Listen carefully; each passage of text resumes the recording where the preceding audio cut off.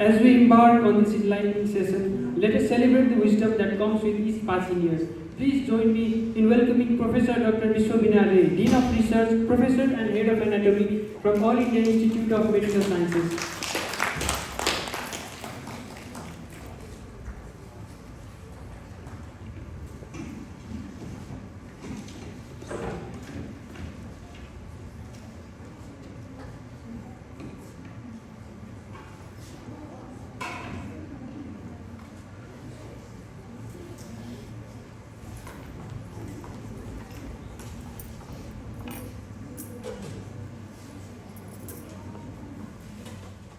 I would like this session to be an interactive one, and let's see how we can proceed towards that. A wise old owl sat on an oak. More he saw, the less he spoke. The less he spoke, the more he heard. Why can't we all be like that bird? So this was the dictum of the jungle. But one fine morning, Dr. Ranjit Guha sir sent me a post which says, "Senior citizens, please be more talkative. As speaking activates your brain, it releases stress, and it also activates the facial muscles. Not only that, it increases the capacity of lungs." So I was really taken aback, and I started my research on anatomy of aging. But I could only collect few pebbles from the bank of the sea of knowledge. And I assure you that I am not going to throw those pebbles towards you. Rather, I am going to show them to you. I am Dr. Vishwabina Ray, Dean Research and Head of the Department of Anatomy. And both the aspects, I am founder of AIIMS Kalyani. Coming to facial aging.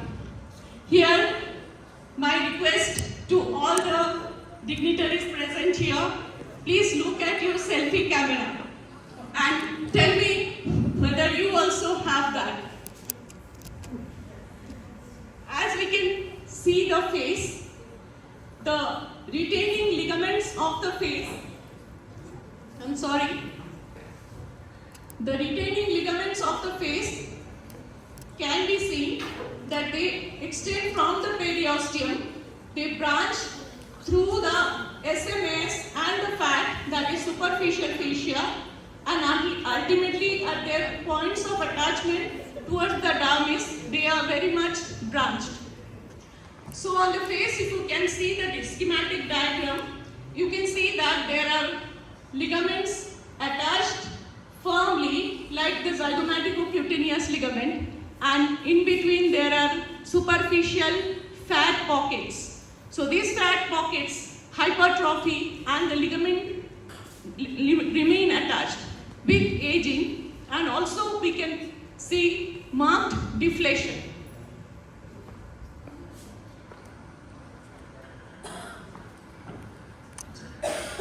The facial shape also changes.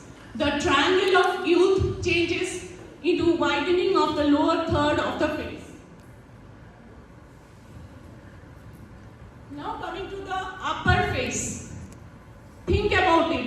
How many of us are having a fold of upper lip skin coming towards the lash line? This is known as hooding.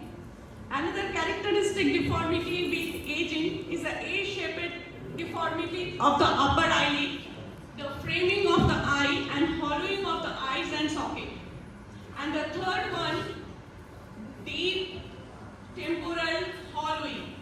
So if we see this picture, we can see with age progressively the temporal hollowing not only increases in height but also it increases in volume. Coming to the mid face. On the mid face, the upper eyelid cheek junction, flattening of the mid face, and the deep nasolabial furrow. How many of you are having? So volume loss in the anterior cheek converts the youthful convexity into a concavity, which is tethered by the zygomaticocutaneous ligament. see on the upper picture a deep shadow which is between the eyelid and the cheek. And thirdly, we can also see that the lateral cheek volume has decreased.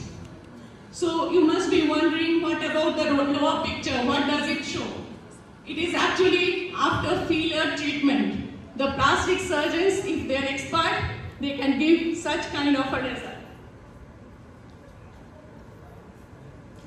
Coming to the lower face, do you have a vertical fold coming down from your lip? This is the marionette fold. And if you look at the lower border of your mandible, you have a sulcus here. This is a prejoal sulcus. And the highlight which goes from the prejoal sulcus to the lateral mandible is the jowl. So these are very common. And almost most of us are having a darkness which is appearing around our mouth. So these are the changes in the lower face. I show you the prejoal sulcus, which is because of the mandibular ligament. You can see in the picture the jowl, the highlight which extends from prejoal sulcus to the mandible, and the ring of shadow. Progressive bony remodeling actually increases the mandibular angle with aging. And then, nowadays, this is very common. One young girl looking at the mobile and all her friends are in a line and she does a pouting. I am not daring to do that pouting, but why I should not do that? So let us see here, dynamic discord of aging. Because of the deteriorating thinning dermis of the skin, the magnetic muscles, they overpower. Like in the picture we can see the orbicularis oris muscle has overpowered the perioral skin, resulting in a puckered lip to ultimately, which looks like a pursed lip in case of elderly. A chin ptosis and the drooping of the lower oral commissure, which is also common. Now let us consider layer by layer. What are we seeing in the photomicrograph? We can see marked thinning of the dermis, and the lower picture shows the thinning skin on the hand. So basically, thickness of dermis reduces, and then along with that, the skin is more vulnerable to UV damage, leading to photoaging. And this particular picture, this is from one scientific study. We can see facial skin which is sun exposed and abdominal skin which is non-sun exposed, and then from younger and elderly. We can clearly see that there is loss of collagen and also replacement of collagen by elastin fibers.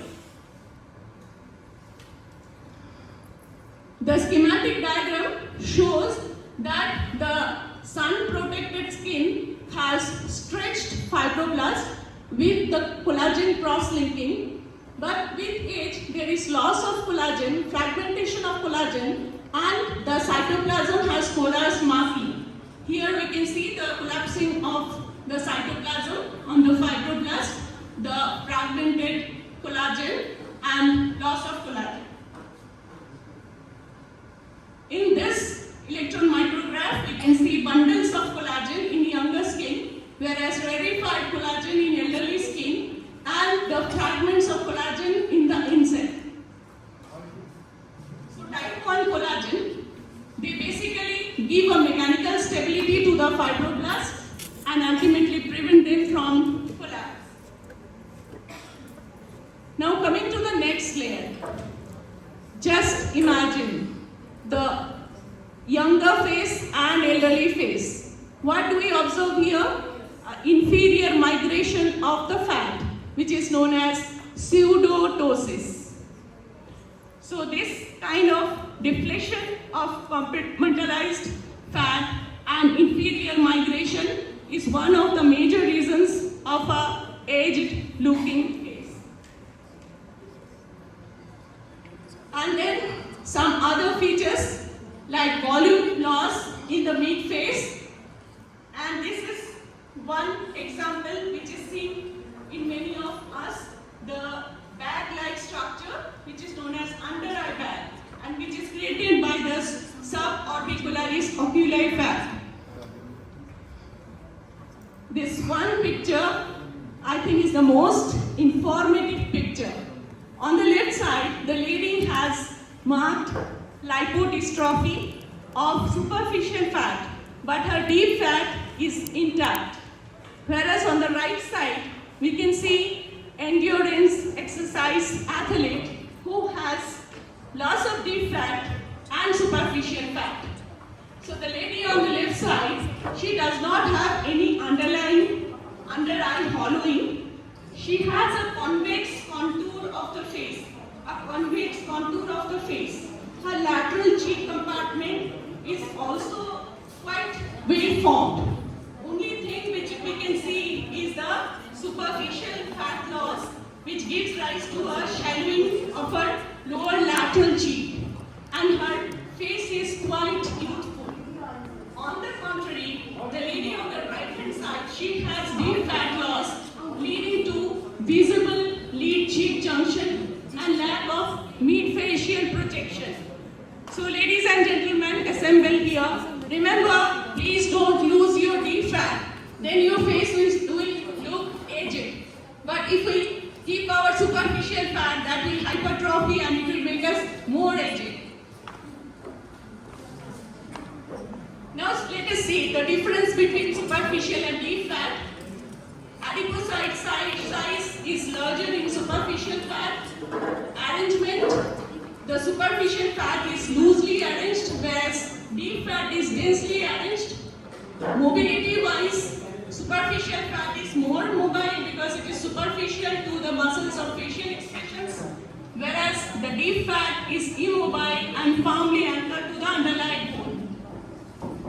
Coming to the function, the subject to both resting and dynamic tension of the mimetic muscles, hence superficial fat remains more mobile, whereas the deep fat provides a contour and it also provides a gliding plane for the muscles.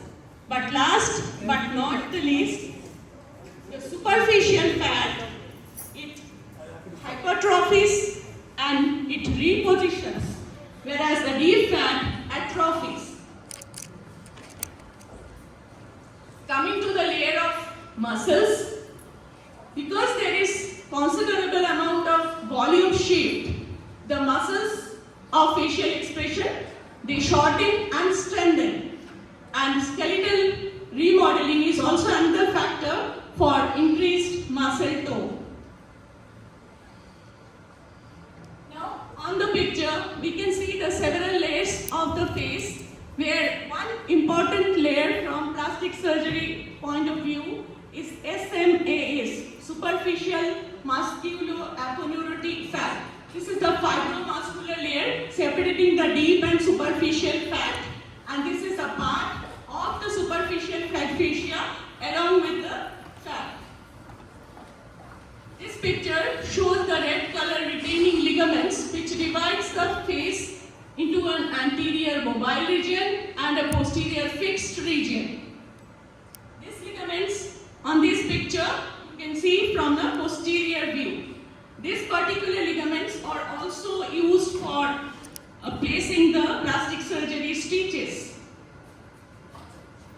So about the ligaments and facial spaces, some of the ligaments are quite fixed. They do not weaken with age. Those I have kept in green color. You can see the zygomatic and the mandibular ligament deep part. Although the superficial part of the mandibular ligament weakens with age. The next strongest ligament is the upper masseteric ligament. The lower masseteric ligament is attached to the oral commissure. So throughout our life we keep moving our mouth. Hence this ligament weakens. And the eye movement leads to weakening of the orbital ligaments also.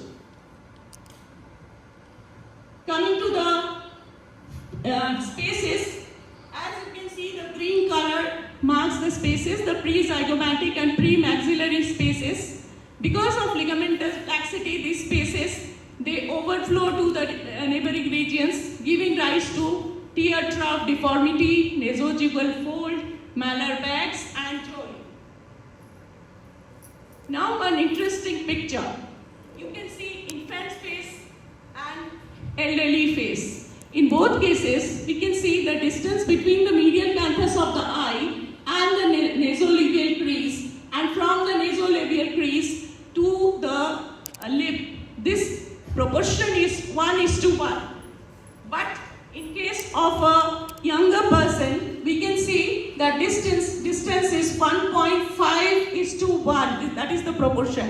And the reason, anybody can guess what is the reason? Reason remains here, the maxilla. Because of the growth of maxilla, and later on in elderly age again, resorption. We can see two faces, both of having some amount of lipodystrophy. First of all, watch the shape of the eye. The eye in a younger person, it is almond shaped, whereas in an elderly, it is rounded in shape. Along with that, now if you watch the orbital shape, there is remodeling on the superomedial and inferolateral aspect. The blue arrows show the points of resorption on the bone, and we can see that glabular angle, the piriform angle and the maxillary angle reduces with age.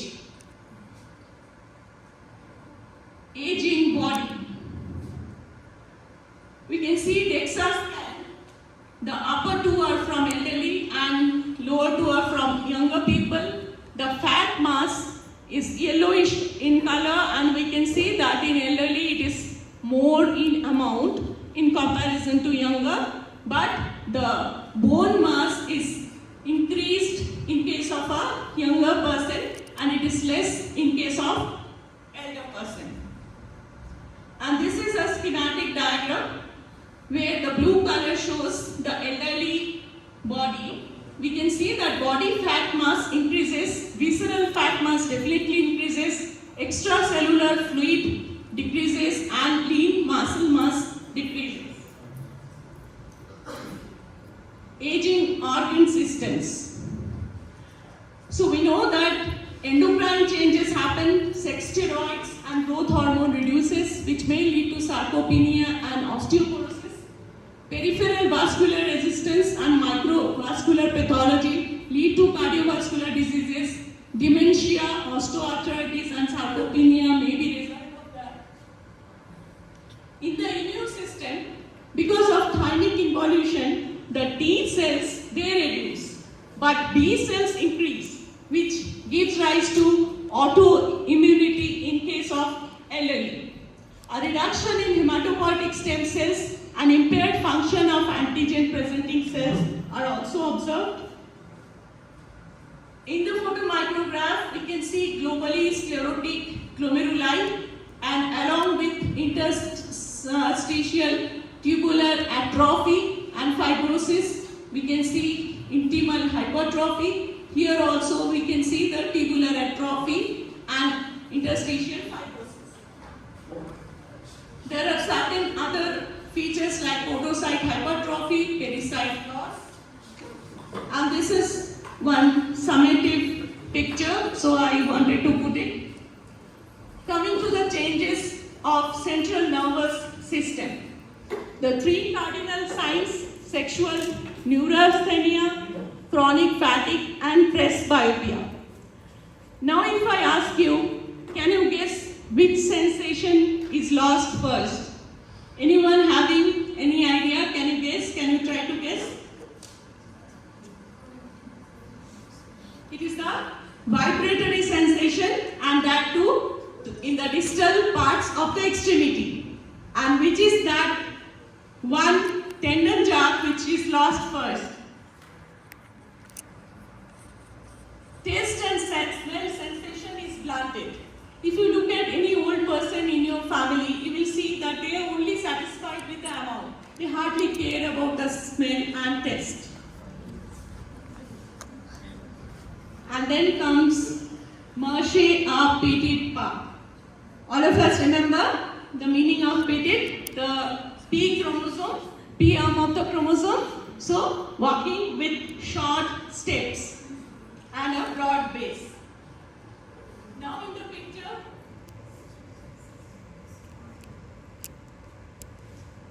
we can see the gentleman, he has a flexed attitude and he had marked tremor on his unassisted arm. So flexed attitude, rigidity, tremor and bradykinesia, the three cardinal signs. Tremor and chorea, diminished memory, all memories are blunted, but the verbal abilities remain intact.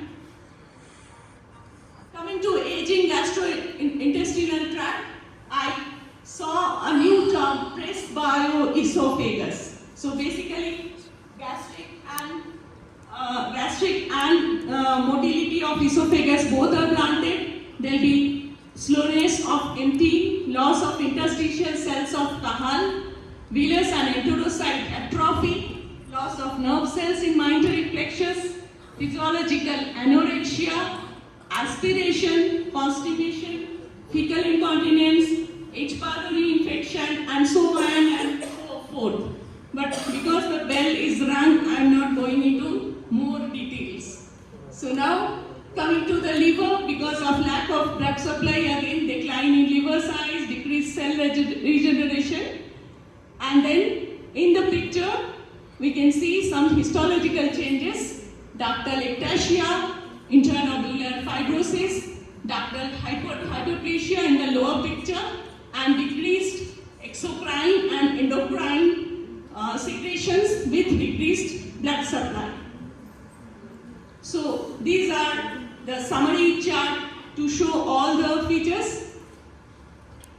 The body and space representation. This is one interesting fact I came across.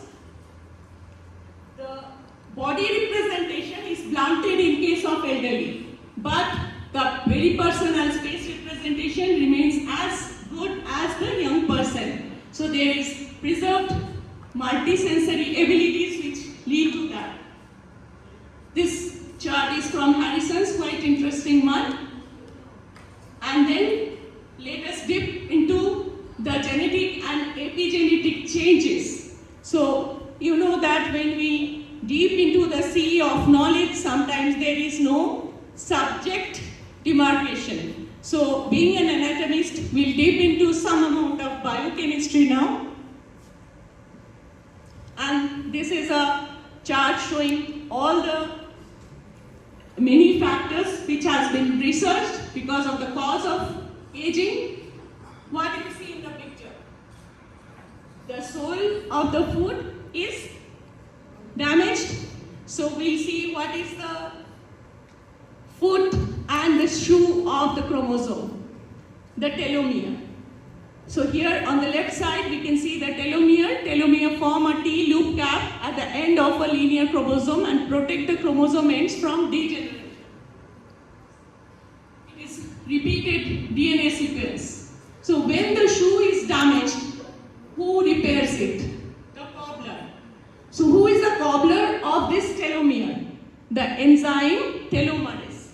We can see that telomerase repair, but we look at telomere attrition. We can see in the picture here that the size of the telomere with age, it is decreasing in size. So this is telomere attrition. So with each mitosis, telomere shorten by 50 to 200 base pair and telomerase activity decreases. This can divide certain number of times and number of revisions is known as Hayflick limit, and this is shorter in older animals. The telomerase becomes too short and cell division can no longer happen in old age, and this cell will no longer divide. So telomere shortening is a marker of aging.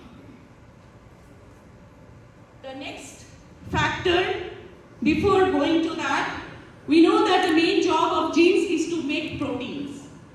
Now, the proteins, they have to be folded in an organized manner like an origami to be active. So here in the picture, we can see a beautiful piece of paper which has been folded in a orderly manner to give rise to a beautiful butterfly shape. And what is proteostasis? It refers to the maintenance of protein quality through regulation of protein folding and protein degradation. Chaperones orchestrates the folding and the ubiquitin tagging proteases and unfolded protein response help in degradation. Loss of proteostasis. What do we see on the left side? A crumpled piece of paper which was not folded in organized manner. So here comes our two circles, the green one showing a proper folding and the red one showing a misfolding. So the damaged proteins by cellular processes, when they damage, they become misfolded. Misfolded proteins fail to perform their normal job, clump together and become toxic. Specialized molecular devices repair them. So we'll see different types of misfolded proteins like lipofuscin in liver, Lewy body in substantia nigra in Parkinsonism, neurofibrillary tangles in Alzheimer's disease, and amyloid in beta cells. What do we see here? A beaded structure.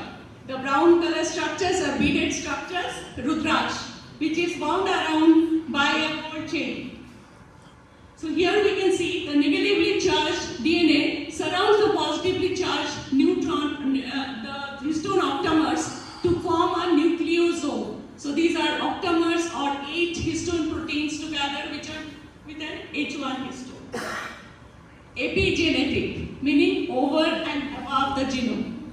So here we can see the plethora of epigenetic changes which may give rise to the aging, like mechanism of DNA methylation and epigenetic clock theory. Here we can see that hypomethylation mainly, but sometimes hypermethylation also occurs. So selective CpG islands are affected. So what is a CpG island? High frequency CpG sites, the cytosine and guanine separated by the phosphate.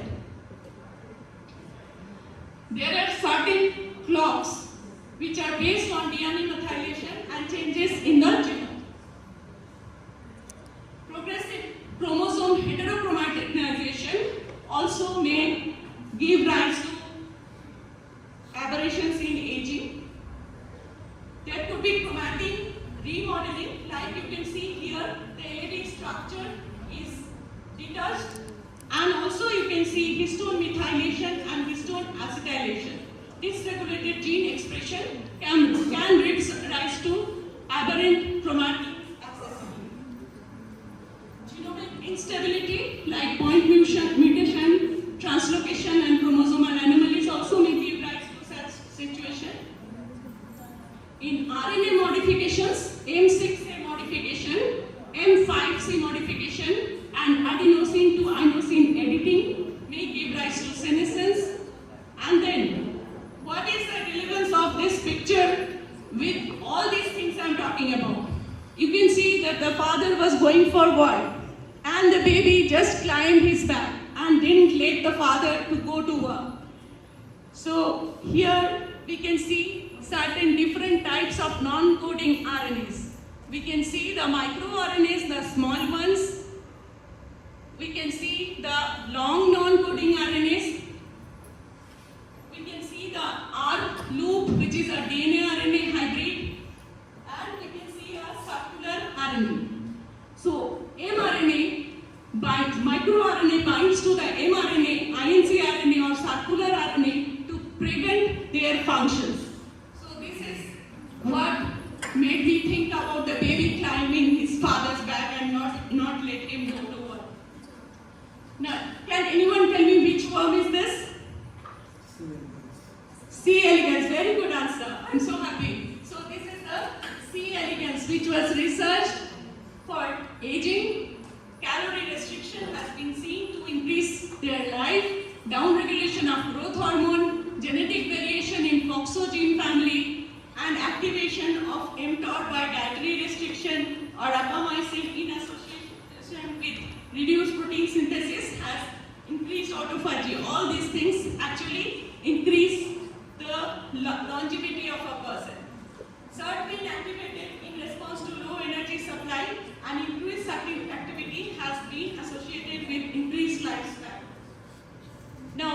mitochondrial dysfunction. Madam has already made my work easy. She talked about mitochondria, and you know that mitochondria is mother's curse or maybe mother's love, which is carried from the mother only. And mitochondria is the Shakti, the powerhouse of the cell.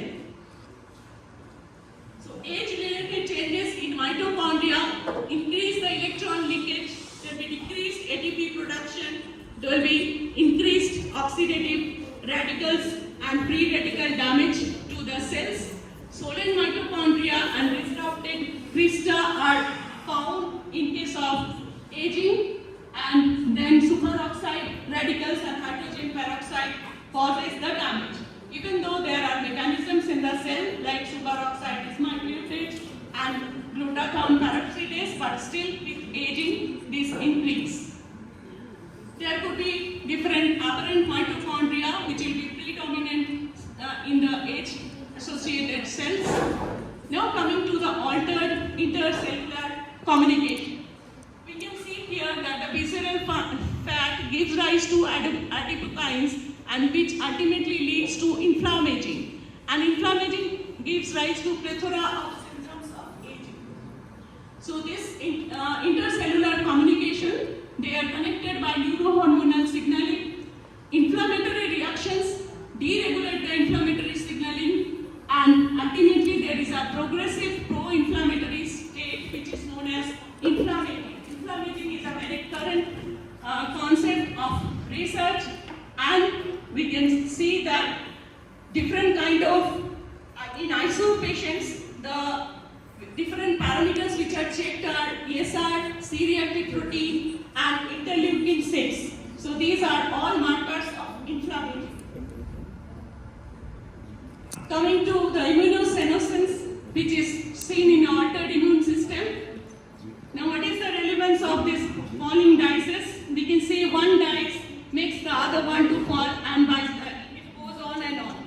So similarly, contagious aging, because the paracrine effect from one cell to another via the gap junctions leads to aging of one cell to another. Changes in the body with aging. So we are all aware of such kind of aging phenomena. But then one fine morning I came across this on Facebook. So changes in the body without aging. I'm looking forward to this movie. And now something for the audience. Please tell me, left, right and center, who are these three people? Anybody can guess? On the left side? Very good answer. Einstein on the left side.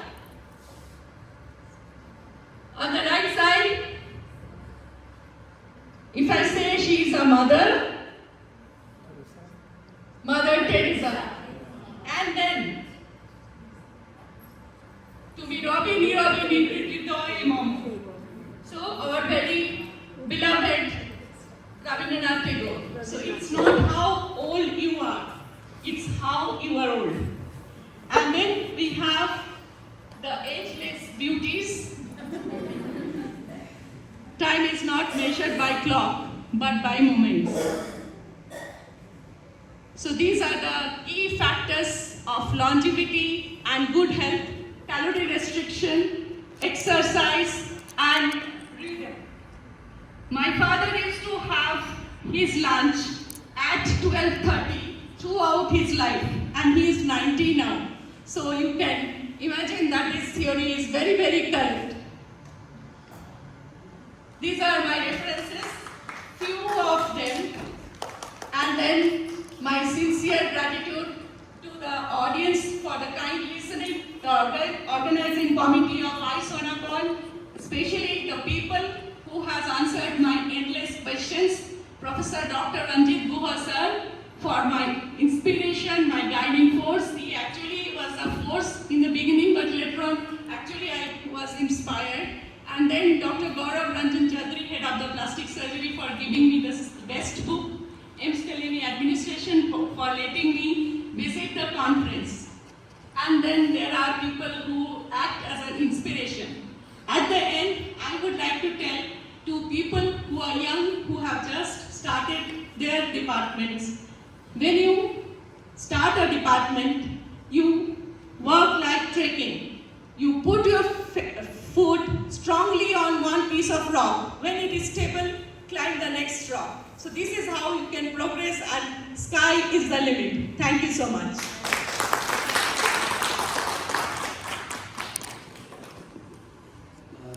Wonderful. Very, very nice presentation, ma'am. We Thank are you so very, much. very impressed. Actually, this is why AIMS is known and respected all over the world. Because people like you are there. Before we started DM and MCS program in Institute of Medicine, my team visited AIMS and your department also. So brilliant, so hard work and very exciting, wonderful. Any questions, my dear audience or doctors? Anything you want to ask?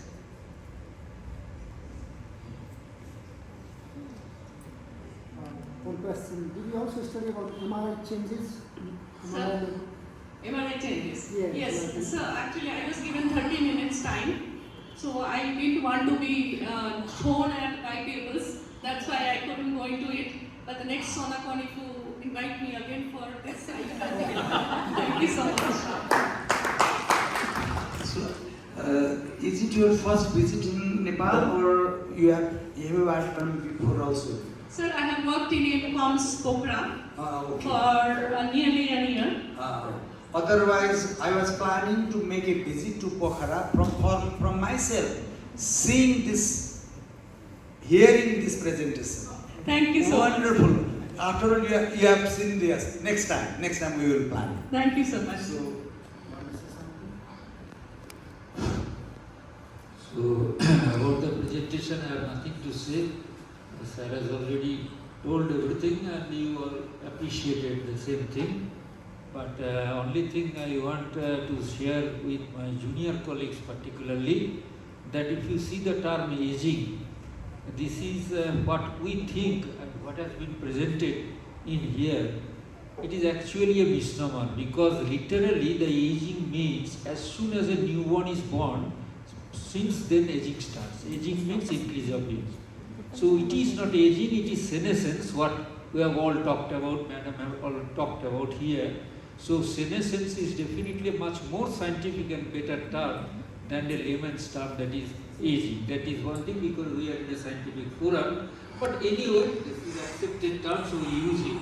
This is one thing. And second, and the last thing, madam has shown something very interesting, which I also like, particularly those who are wine lovers. For them, they will be delighted to know that the sirtuins, madam has shown, which increases or which can delay aging through different mechanisms and processes, are found in very much amount in wine.